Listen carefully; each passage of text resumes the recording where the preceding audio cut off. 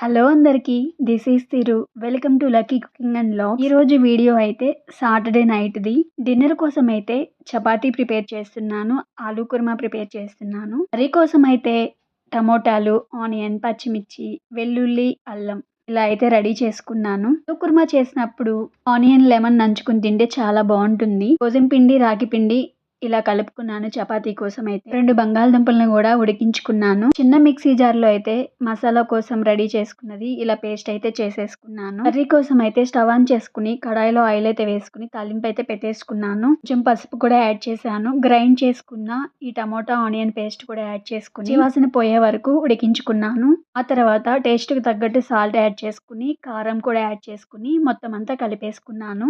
ముందే చపాతీ పిండి కలుపుకున్నాను కదా! మళ్ళీ ఇంకోసారి ఇలా కలుపుకొని ఉండలైతే రెడీ చేసుకున్నాను. అయితే ఇలానే చేసుకుంటాను. అన్ని ఉండలు ఒకేసారి ప్రిపేర్ చేసుకొని ఆ తర్వాత చపాతీ చేస్తాను. గ్రేవీ అయితే పచ్చివాసన పోయే వరకు ఉడికించుకున్న బంగాళదుంపలు కూడా చిన్న చిన్న పీసుల్లా కట్ చేసుకుని గ్రేవీలో అయితే యాడ్ చేసుకున్నాను. నాకు కావాల్సినంత వాటర్ అయితే కర్రీలో యాడ్ చేసుకుని ఒకసారి అంతా కలుపుకొని మంటని మీడియం ఫ్లేమ్‌లో పెట్టుకుని ఉడికించుకుంటున్నాను. ఈలోపు చపాతీలు అయితే ఇలా ఒత్తేసుకుంటున్నాను. మనం తినే ఫుడ్‌లో ఏదో ఒక రూపంలో రాగి పిండి అయితే ఉంటే చాలా మంచిది. ఐరన్ ఎక్కువగా ఉంటుంది కదా! అందుకే నేను చపాతీ చేసినా, పూరి చేసినా ఇలా రాగి పిండి అయితే కలుపుతాను గోధుమ పిండితో పాటు. చిన్న చిన్న చపాతీలే చేస్తాను. ఇలా చిన్నవి చేసుకుంటే పాన్ పై కర్రలు కూడా చక్కగా కాలుతాయి. అందుకే ఇలా చిన్నవి చేస్తాను. మధ్యలో నేను చేస్తుంటే లాస్ట్‌లో రెండో మూడో ఉంటే మా వారు వచ్చి నేను చేస్తానని తీసుకుని ఇలా చేస్తున్నారు. ఈ ఆలూ కర్రీ కూడా రెడీ అయిపోయింది. లాస్ట్‌లో అయితే చిటికెడు జీరా పౌడర్, ధనియాల పౌడర్ కూడా యాడ్ చేసుకుని, కొంచెం కొత్తిమీర కూడా యాడ్ చేసుకుని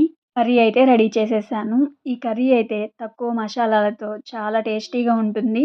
కర్రీ రెడీ చేసుకుని స్టవ్ ఆఫ్ చేసేసి పక్కన పెట్టేసాను. చేసుకున్న చపాతీలను కూడా ఇలా అయితే కాల్చేసుకుంటున్నాను. నేనైతే ఇక్కడ చపాతీలు ఆయిల్‌తోనే కాల్చుకుంటాను. ఆయిల్ వేయకుండా చపాతీలు కాల్చుకుంటే నాకు అస్సలు నచ్చదు. కర్రీ చూసారా చాలా బావుంది. టేస్ట్ కూడా చాలా బావుంది. ఇలా కర్రీ అయితే ఒక బౌల్‌లోకి తీసుకుని ప్లేటింగ్ అయితే చేస్తున్నాను. వీడియో తీస్తున్నానని ప్లేటింగ్ కోసం ఇలా బౌల్‌లో కర్రీ వేసుకుంటున్నాను. మామూలుగా అయితే మేము ప్లేట్‌లోనే వేసుకొని తినేస్తాం. కర్రీ అయితే ఇలా బౌల్‌లో వేసుకుని ప్లేట్‌లో అయితే పెట్టేసుకున్నాను.